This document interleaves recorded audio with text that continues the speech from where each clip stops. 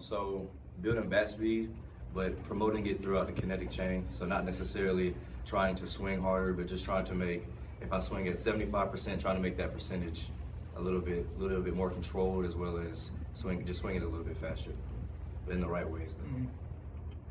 What's that process like for you, Victor? Is that an organization thing? Is that like outside facility you're going to? Where does that kind of that build come from? So the Cardinals kind of told me that they wanted me to build bat speed, but just kind of learn like the right ways of how to do it. So not necessarily just going out and swinging as hard as I could, but trying to learn how my body operates, trying to learn how to create that space in order to generate that bat speed. So, for somebody who naturally has the most explosiveness and speed as you do, what does that create for you opportunity-wise to build even more of that through that connect chain? Like when you talk about that gap-to-gap power and those accidental homers, right. Instead of kind of just like that singles approach, now you start to add the element of doubles and even more triples, and then it just kind of adds a little bit more exciting piece to the game, for sure. Victor, you had such a dynamic year. What was it like for you to kind of witness your breakout, especially defensively? I've always been like kind of a decent defender, but talking to Patrick Anderson, we done like a couple of drills of learning how to read the swing, learning how to anticipate, and things like that early on really helped me. It was like I was running in the direction of the ball before it was even hit, and at that point I kind of was like running and smiling at the same time, because I was like, man, this is insane. I never thought I'd be getting jumps like this. I never thought I'd be catching these type of balls on these routes. I'm just like shaking my head, kind of blown away about it. Victor, have you had a chance to really reflect on just everything that you did this past year? Yeah. After the fall league, I took a trip to Cancun, which was awesome. The water was super blue. Had a great time, but I definitely sat there and ate some pretty good food, enjoyed my time, kind of sat there and reflected. So it was awesome. We talked about this before, but selectiveness versus aggressiveness at the plate, where's your stance on that? So with selectiveness versus aggressiveness, I feel like you have to be aggressive. Like you have to know what type of player you are. You have to kind of understand where the ball is, what type of pitch flights there are. But that also has to do with being like a leadoff hitter. For me, I can't necessarily swing at the first pitch every time. So having like that approach, just knowing, okay, maybe I can swing at the first pitch, after a shorter inning, or maybe after it's a long inning, just kind of wait for a little bit and kind of let everything play out, let the pitcher have some rest. So it's just understanding that aspect has helped me kind of find that balance between selectiveness as well as aggressiveness. Vic, after the season you had, how important was it to go to Arizona and back it up with even better play? And what did that tell you about your progression, that you did it at a high level and played well? Yeah, honestly, I'll kind of harp on the fall league a little bit. It was awesome. I definitely enjoyed it, but the fall league to me was kind of like an all-star game every day, because you're almost facing a new pitcher from a new organization with a different philosophy. Like, say if you face like a Rockies pitcher, he goes like fastball first and into his off speed, and then you may face a Pirate pitcher out the bullpen who's the complete opposite. Mm-hmm. So to kind of put my skills to the test there and see results was awesome. Kind of let me know that that I may be ready for my shot. Mm-hmm. Victor, when you talk about like the bat speed and the kinetic chain, what are some of the like specific things you're doing, and where did you go somewhere to continue working on them? Yeah, so in the off season I work out with Michael Butler at the Champ Fit Grindhouse and Randolph Gasaway, who's a hitting coach. But what we worked on a lot was kind of like a soft surface and hard surface. So with that, swinging with my front foot on a soft surface and then going to a strict surface kind of allows me to feel that soft surface and then go to the strict surface. So as soon as I hit the strict surface, the energy kind of promotes itself up through the chain and then allowing me to kind of create that space and use my twitchiness per se. How do you measure results? That is it. Exit velocity, blast. Yeah. Blast motion is what I've been using a lot. At the early onset of the off season, I was around 70, 68, 70, 72, probably like 74 max, and now I'm around 74 to 77, 78. So it's been going well. How does that bat speed jump translate for you in like measurable results? Or like, what is your batted ball data showing you that you're getting out of the bat speed stuff? exit velocities have increased. Hopefully it doesn't hurt me where those balls didn't fall or that were falling in front of the outfielders are now getting caught. But I mean, time will tell with that for sure. Is that a situation where when you work through all that data, you have a good understanding of your swing and all that, if you have that natural athleticism that underlies that, does it make it easier to know that that's there, and so you don't have to maybe stress about that as much, and you can let that kind of build on it? Yeah, for sure. I kind of take it as like a building block, like learning kind of about who I am, learning about the swing in that aspect, like learning about what my body can actually do. Because in college, I like to think of myself as kind of like a sprinter who played baseball, and now I'm more of a baseball player who can run. So that's kind of like how I like to think about it, imagine. What do you think spring training will be like? I mean, you're going to be around Paul Goldschmidt and Nolan Arenado, Wilson Contreras, some of the biggest names in the game. What's that? Have you envisioned what you think that'll be like for you? I think it'll go well. I think I put in a ton of work this offseason and will continue to up until that point. But I think it will go well. I had a taste of it last year with step camp kind of going up and down, but I'm definitely looking forward to it and honestly picking their brain and getting some advice from them because I know they have a lot to say about the game. Victor, you said you described yourself as previously a sprinter who was playing baseball. What was the biggest transition, the biggest adjustments you made your first full season in pro ball? Honestly, just learning what the swing was supposed to look like. The Cardinals organization and the farm system has honestly done a great job with giving us tools, giving us knowledge on what to do, and then it's almost like taking it from the classroom to the field and being able to apply what they told you. So I guess my application process in that matter turned out pretty well. So.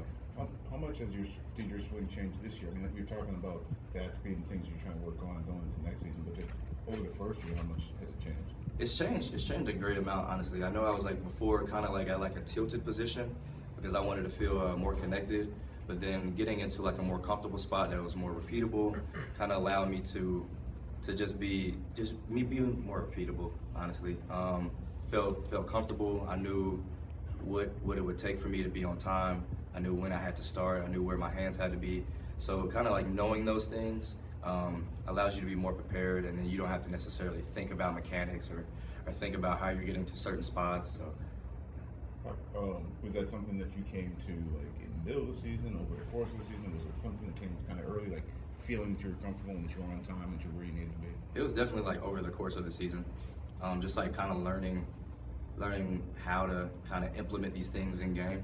Because everyone can or should be able to do it in the cage, but when you get into that open environment of a game, it's something different. So being able to know what you're doing, know what you're capable of, those things are extremely important. So over the course of the season, for sure. Vic, you and Jordan are both Atlanta guys. This time last year, he was in your spot. He was coming out of Springfield, went to spring training and won a job. Have you been able to talk to him about that experience? Has he given you any advice? Yeah, we were on the caravan together past couple of days, but he's given me a couple of pointers just on how to kind of approach things. Not necessarily like being in the way, but being noticed, being known. So he definitely did that last year and won his job, won a spot. So kind of taking that knowledge from him, just knowing that if I just continue to be myself, then I'll have a pretty good opportunity. Hey Victor, what's your mindset when you get on first base, and how much of the base stealing aspect of your game do you relish when you're out there? So anybody that's necessarily from a 1-5 to a 1-3 to the plate is pretty much just green light, go. But as you kind of get down in those times like 1-2s and 1-1s, 1-0s, kind of got to look for tendencies. So I'll go prior to the game and look at what he does when a runner's on first and what he does when a runner's on second. Sometimes pitchers are creatures of habits, so they may twitch a certain way to get into like their external hip or their internal hip rotation, or they may breathe a certain way, they may look a certain way. So kind of noticing those things to get that first jump is always critical. It's what me and Vince Coleman talked about a lot too. So. How much do you enjoy being able to know that you can bring that edge and can provide an advantage for your team as a result of the work you put in from that? Yeah, I mean, it's a pretty good feeling. I've always been a good runner thanks to my parents. My parents are both sprinters, so they passed it down to me. But it does feel pretty good to know I can impact the game in that way. and be able to kind of provide some service other than either the bat or the defensive ability.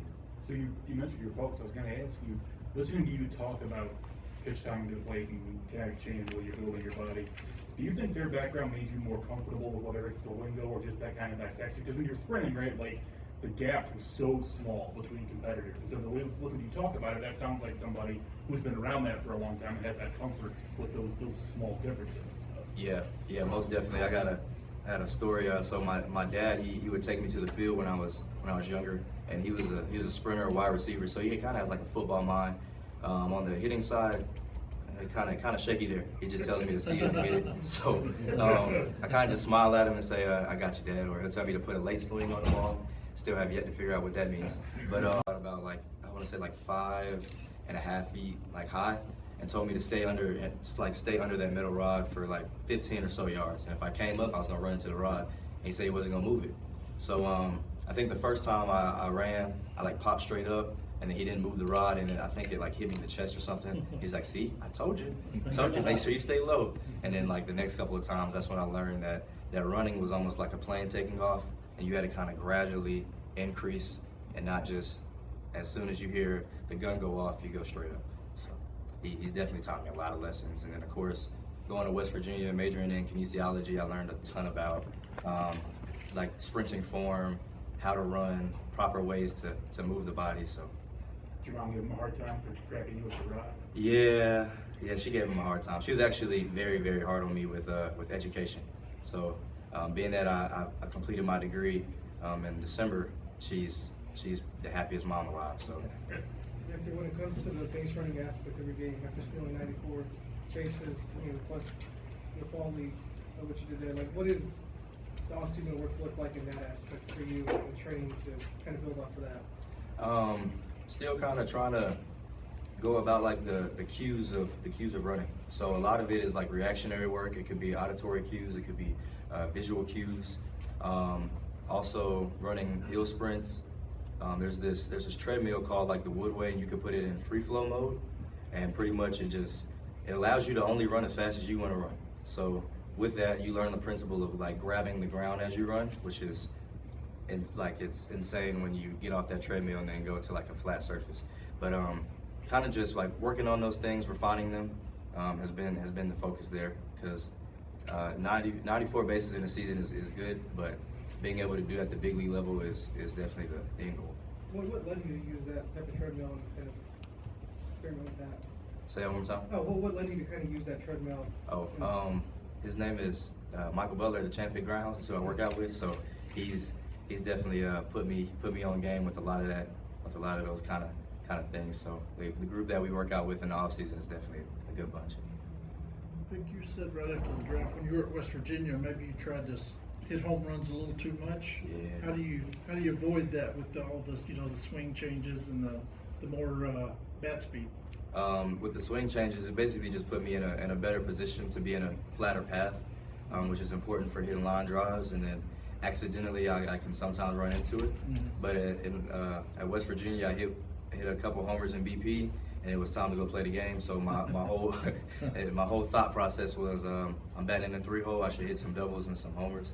But it led to a lot of swing and miss at the top of the zone. Anything low though, I was good. But anything at the top of the zone, it was great. You're a pretty skilled bunter, specifically against lefties. How important is that to your game? It's super critical. Super critical to have that in my back pocket is awesome. I do a lot of work in the off season with that too. With Coach Lawrence Peltier, he's one of my old coaches. But he'll come and I'll put down probably 100 bunts each way, about 2 times a week. Of course, like while I'm hitting off the machine, I'll drop a couple down here and there. But that's like the specified work is with him. So it's been a big part of my game. Just getting on base is like honestly the biggest goal for me. But including the power with that, what I'm working on this offseason, also having that in my back pocket, it's gonna look pretty good. I think it was 1985. Vince Coleman came to St. Louis, won Rookie of the Year. Set a lot of the stolen base records. Having him as an advisor, how much does it help you, and what has he told you? It means a great amount, honestly. Kind of having him having him in my corner is awesome. He's a guy who's played the same game as me, stealing bases, running fast. So the advice he's kind of told me is about reading tendencies. As soon as I met him at the Futures game, that was like the first thing he told me. So he gave me like that piece of homework. I went back to Springfield, and I started to really analyze pitchers and started to take a deep dive in that aspect. But he's definitely gave me dropped some pretty good coins along the way. All right, thank you, Victor. Thank you. Awesome.